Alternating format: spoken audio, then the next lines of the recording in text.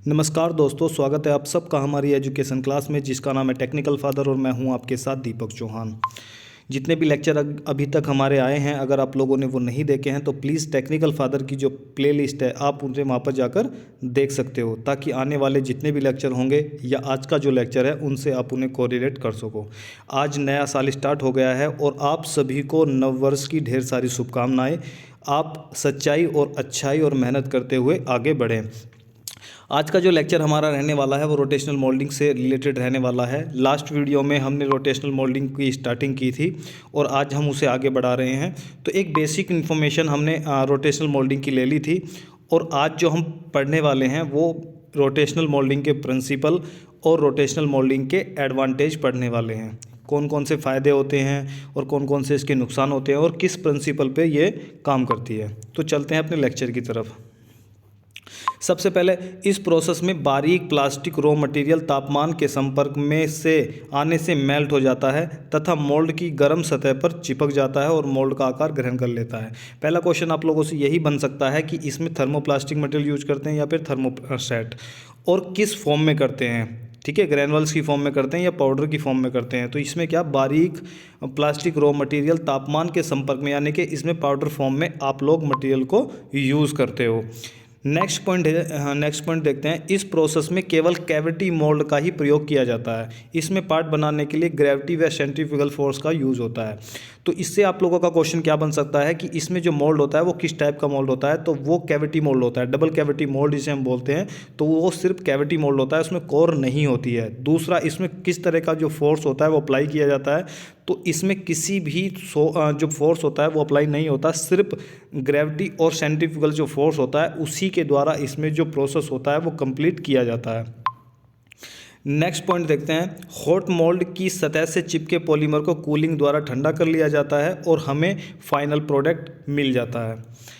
Next है, rotational moulding machine में काफ़ी तरह के आंशिक रूप से बंद या फिर पूरी तरह से जो क्लोज पैक प्रोडक्ट होते हैं, बंद होते हैं, वो इससे हम बना सकते हैं। जैसे सिलेंड्रिकल, वर्टिकल टैंक वगैरह हम लोग इससे बनाते हैं। आप लोगों ने ये देखे भी होंगे। आप लोगों ने देखा होगा कि जो छत होती है उस पर बड़े बड़े टैंक पानी के रखे होते हैं, वो हमारे रोटेशनल मोल्डिंग से ही बने होते हैं और वो आंशिक रूप से ही क्या होते हैं, बंद होते हैं, क्योंकि ऊपर से उसका जो मुंह होता है वो खुला होता है। ठीक है, गेट खुला होता है।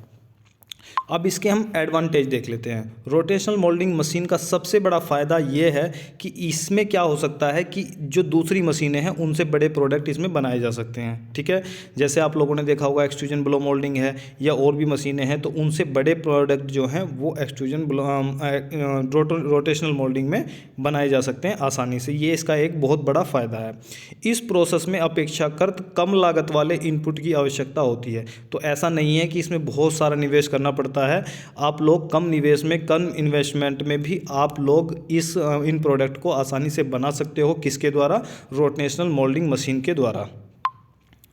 थर्ड, इसका जो एडवांटेज है, इसके द्वारा बने प्रोडक्ट स्ट्रेस फ्री होते हैं तथा प्रोडक्ट के भारी कोने बहुत मजबूत होते हैं तथा प्रोडक्ट पे किसी भी प्रकार की वेल्ड लाइन, स्प्रू, रनर और गेट के किसी भी तरह के कोई निशान नहीं होते हैं। इसका मतलब क्या हुआ? Stress free. आप लोगों ने देखा होगा जब आप इंजेक्शन में कोई भी प्रोडक्ट बनाते हो, प्रोडक्शन करते हो, तो उसमें क्या है, प्रेशर लगाया जाता है, अच्छा खासा प्रेशर लगता है। तो पार्ट को क्या है, इंजेक्ट करके बनाया जाता है, तो उसमें कहीं ना कहीं स्ट्रेस होती है। जब आप लोग मटेरियल को प्रेशर के द्वारा मोल्ड के एक आकार दे रहे हो, फ्री नहीं छोड़ के दे रहे हो, तो उसमें क्या तनाव आएगा, स्ट्रेस आएगी। तो उसमें एक सिकुड़ने की यानी कि सिंकेज की प्रॉब्लम कहीं ना कहीं दिखाई देती है, एक डिफेक्ट के रूप में। ये आप लोगों को जानकारी होगी। लेकिन इसमें क्या है, इसमें जो प्रोडक्ट बनेंगे वो स्ट्रेस फ्री बनते हैं, क्योंकि किसी भी तरह का कोई फोर्स इस पर उसे खींचने के लिए या एक्सटेंड करने के लिए नहीं लगाया जाता है, बल्कि जो मोल्ड होता है वो ऑक्सिलरी फॉर्म में रोटेट किया जाता है। तो उससे क्या होता है, जो मटेरियल होता है वो जहाँ जहाँ उसे ज़रूरत पड़ती है वहीं वहीं पर वो क्या होता है, स्टिक हो जाता है और पूरा का पूरा जो कंपोनेंट है वो बन जाता है। तो उसमें किसी भी प्रकार की जो स्ट्रेस है वो नहीं होती है।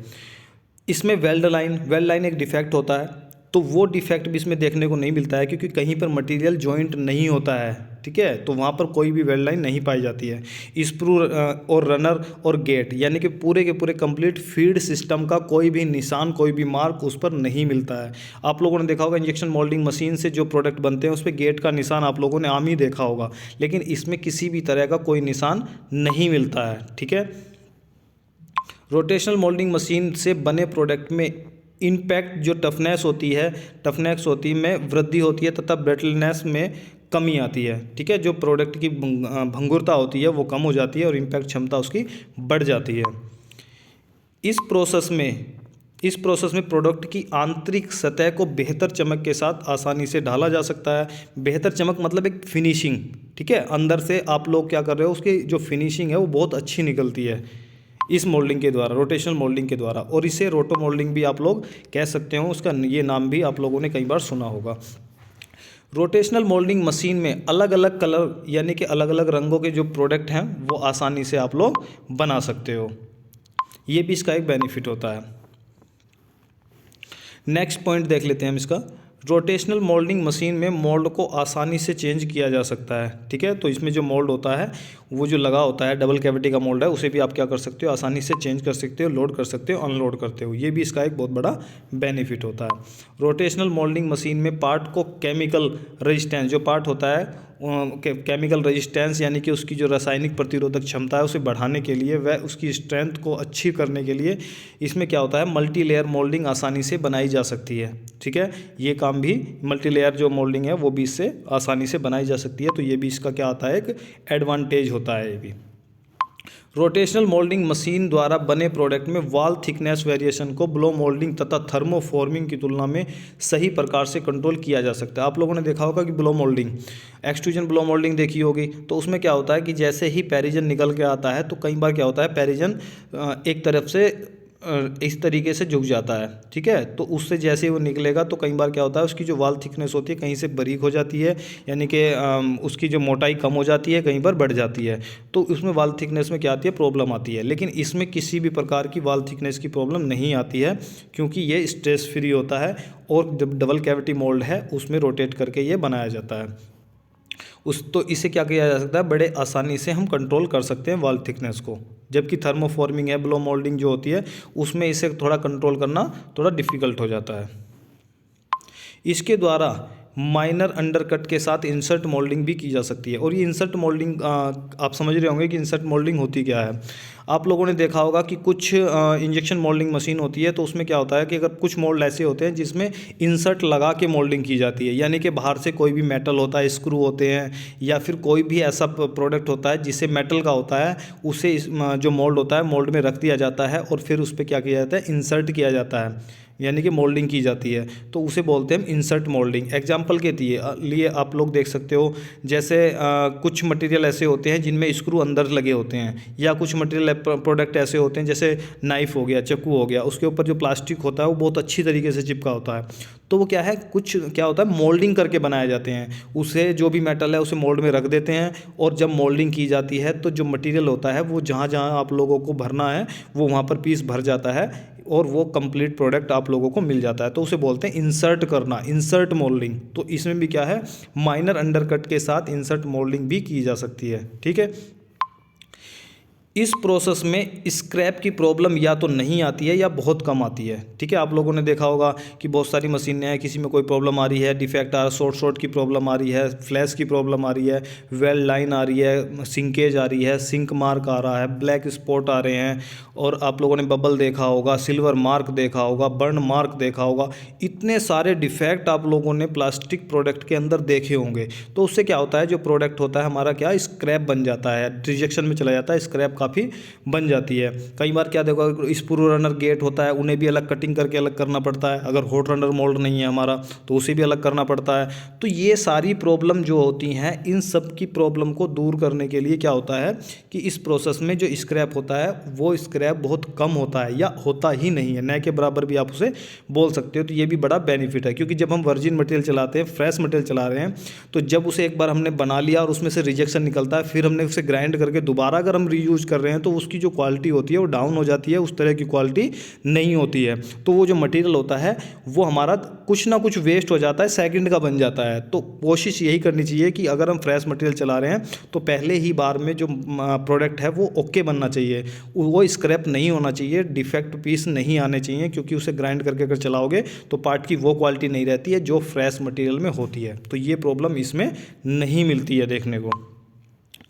लो टूलिंग कॉस्ट, ठीक है, मेंटेनेंस भी आप बोल सकते हो। तो ये लो टूलिंग कॉस्ट, क्योंकि इतना कुछ इसमें खास नहीं होता है, ये बहुत अच्छा प्रोसेस है, तो इसमें कोई महंगी टूल का यूज़ भी नहीं किया जा सकता है, नहीं किया जाता है, ठीक है।